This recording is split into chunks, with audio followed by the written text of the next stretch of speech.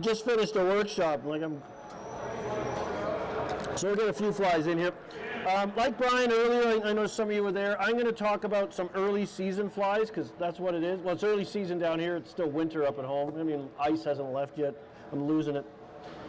So one of the flies we often tie, even though chironomids are the first insect to emerge during the open water season, and in the shallows, they'll start popping off soon after the ice has come off, little tiny guys. But fish still seem to know what a chironomid pupa is, even if they haven't seen any big ones. So a black and red chironomid pupa is probably the standard. If I had one color chironomid, it'd be that, black body, red rib. But I'm going to show you a variation of my chromie that I also use with good success. And I'm going to show you a new type of bead that's come out. We fish a lot of bead-headed patterns with chironomids. Beads add weight. They help suggest the profile of the pupa. And white beads have been very popular for years, ice cream cone style flies. But the challenge with a white bead sometimes is the whole bead itself is too much. It's too white, it's too stark. And a lot of times early season, the water is clear because it's cold, algae won't form yet because it's stimulated by warm sunny days. So sometimes that white bead sticks out a bit too much.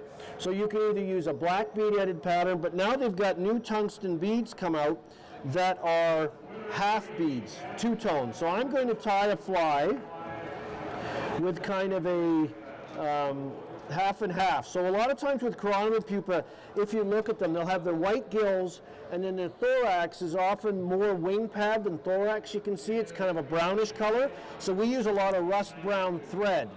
So what I'm going to do is I'm going to take these two beads, and they're 7/64 diameter.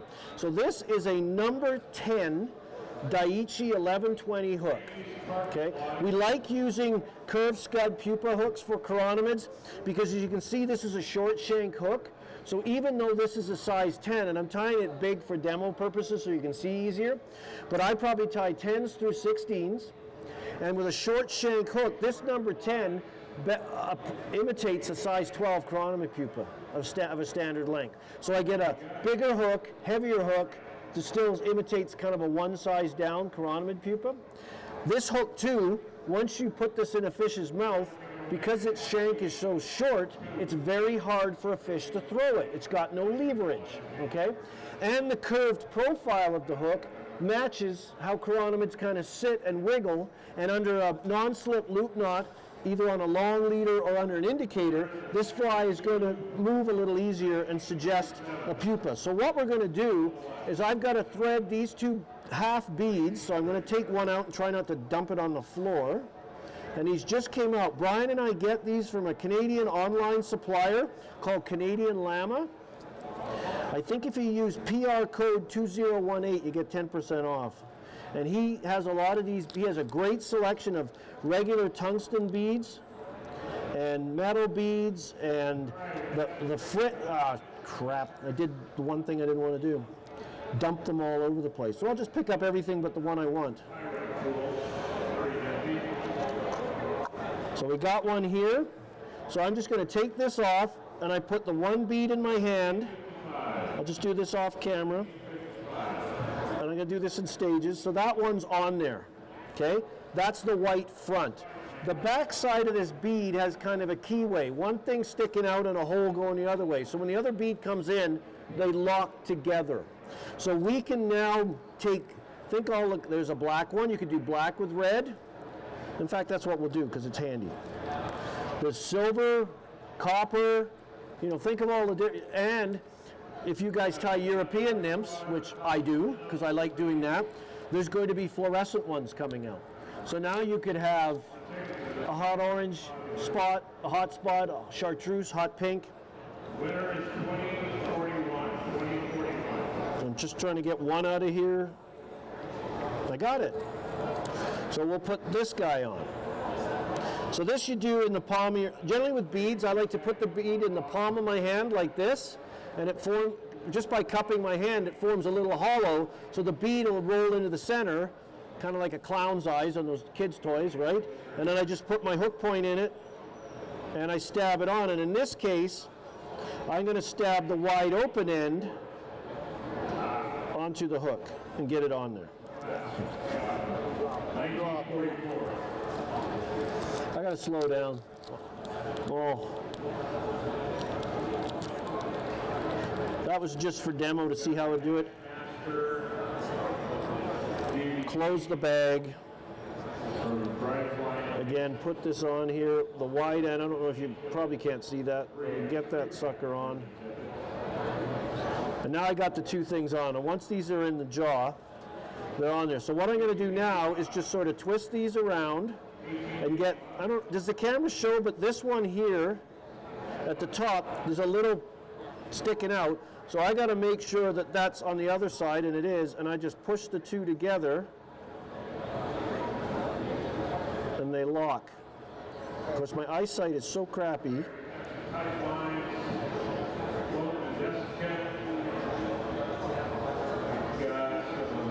Get those up. There we go. Locked together.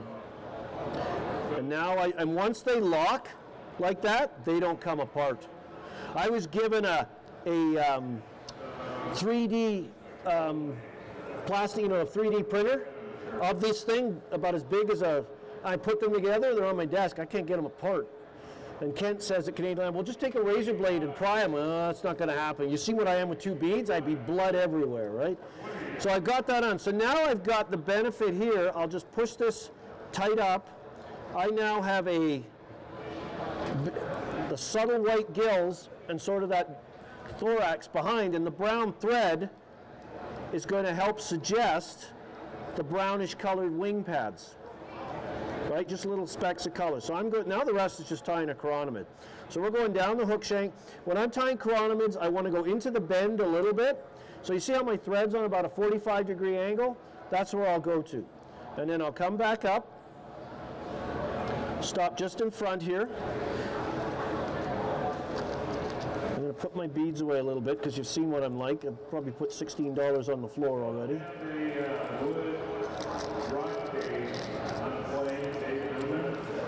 Okay.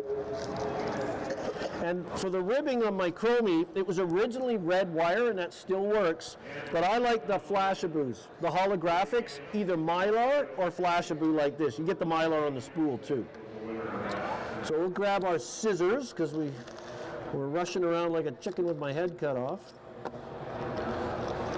Grab a pair of scissors.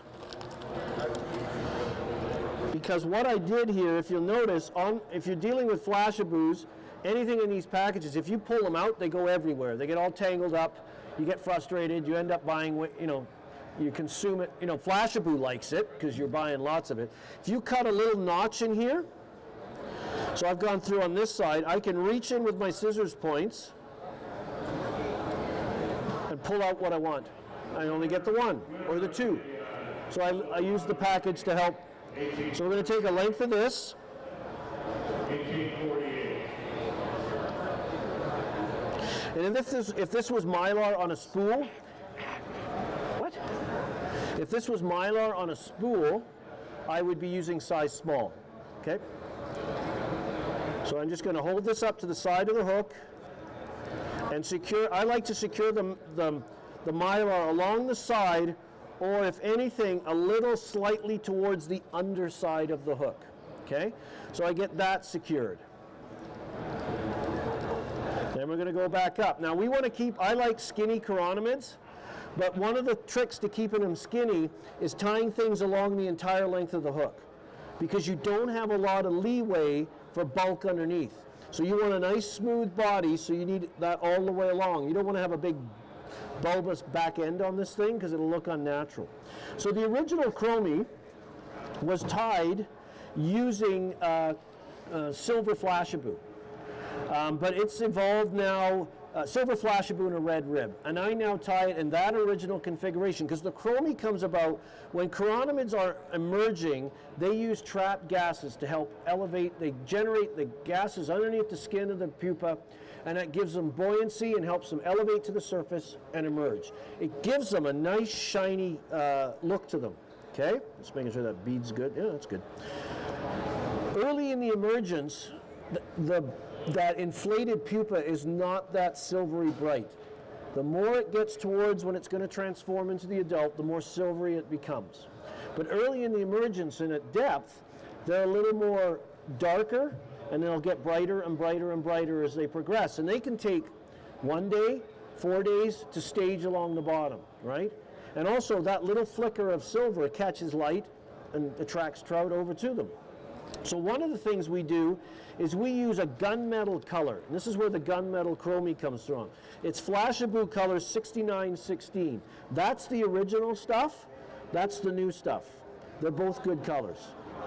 Okay, they're just different. And now you can get Montana Fly makes it. You can use holographic black mylar works as well. Just this kind of silvery black shine. So we're just going to go in and grab a couple of strands. I like to use the 2 strands for this. So again, I reach in with my scissors points and try to pull out just 2, or in this case 3, that's fine. And I'm going to take this and moisten it. Hold it together, and I'm going to trim the ends even so they're nice, so they're easy to tie in.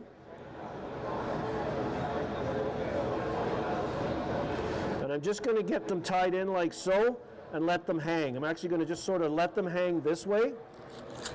And I'm going to reach into my bag.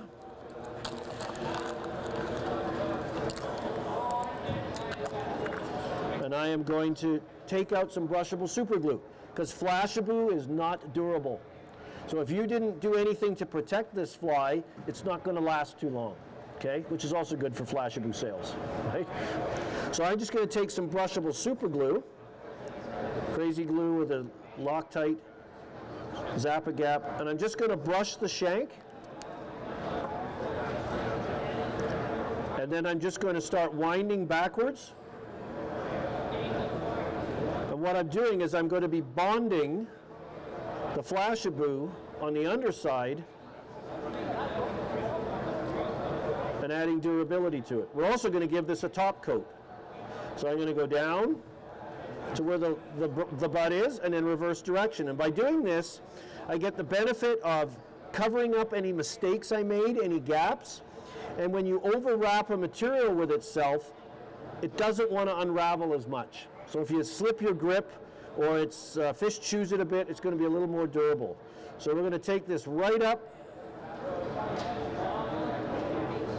behind, and I can build up a little taper. I said I do like skinny chironomids, right? But it's okay to have a little bit of taper. So a little bit in the front third. It gets a little wider, but don't overdo it, okay? And now we're just going to, again, I've got that thread pushing right at the back of the bead. And now I'm going to take my red holographic mylar here. And I'm just tilting it a little bit so I can see a little better. And I'm going to put about 2 or 3 wraps, almost one on top of each other, to build up a little red butt. And then I'm just going to open it up and wind forward. And my target is to get 7 ribs for 9 segments. So usually if I hit 4 ribs by the hook point, I should be all right. 5, 6, 7-ish. And that should be fine. If you only get 6, it's not the end of the world. I firmly believe that fish can't count. And if they can, you're not going to catch that one anyway. So the tying portion is basically done. I'm going to counter spin my bobbin, counterclockwise. That'll take any twist out of it, because this is Rusty Brown, MFC 80, Rusty Brown UTC works well. And I'm just going to build up a little brown thread thorax. On my original chromie, if I was using a solid color bead and yarn gills, I would use peacock curl. I still like having a little peacock curl to cover it up. And then I'm just going to whip finish. If I brought those things with me. Again, I apologize for not being ready. And all I'm going to do now is do 1, 2, 3, 4. Now, I built up, if you notice, the thorax on this has a little bit of a taper to it. Okay? Now, when you're building up a thread taper, build it up gradually. Don't try to go like this with your thread, because when you whip finish and go to tighten, it's all going to domino down, okay? So that's basically done. So now we're going to coat this for added shine and durability. We could certainly use Our super glue will work, but I like using the Solara's resin, the bone dry. This stuff dries tack-free. Right? I really like it over the other stuffs, and it still works good. Sally Hansen's Hard as Nails nail polish we used to use for years. It's all the same, it all works. Right? But this stuff is nice and thin. And I'm just going to, the beauty of this stuff is it doesn't cure until so I'm just going to go along and coat everything. You can even put a little bit of coating on the bead to stop, any accidental chipping that goes on if you ping it off the side or something. Right? And we're just going to brush this on. And I might do a couple of coats, so I always put the lid back on. If you see me what I'm like with beads, you can imagine what I'm like with that. And then we're just going to go.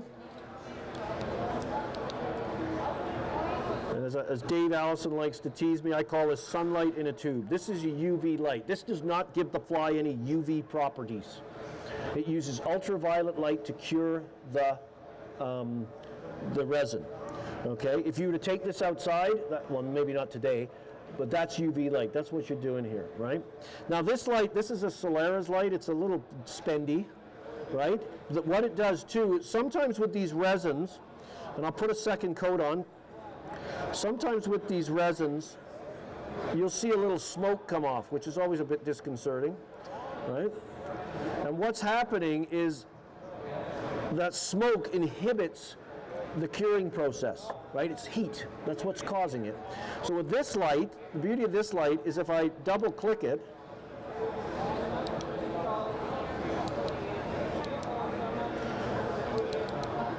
I'm usually too fast with this thing because I'm turning it off and on. It will alternate pulse.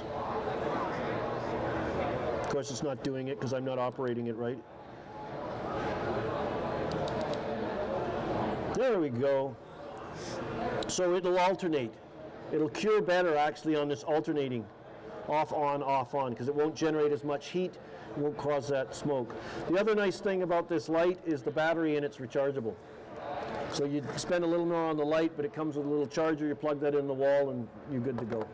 So that's that's a gunmetal chromie. And again, this style with these two-tone beads, the combinations are limitless. Black with a red rib, the original chromie, greens, olives. Generally with chironomid pupa, I start dark and work my way lighter. So dark, blacks, browns, olives, light greens. And if they start to become more active, you're seeing more chironomids emerging, you're going to see more of those shinier ones. Okay?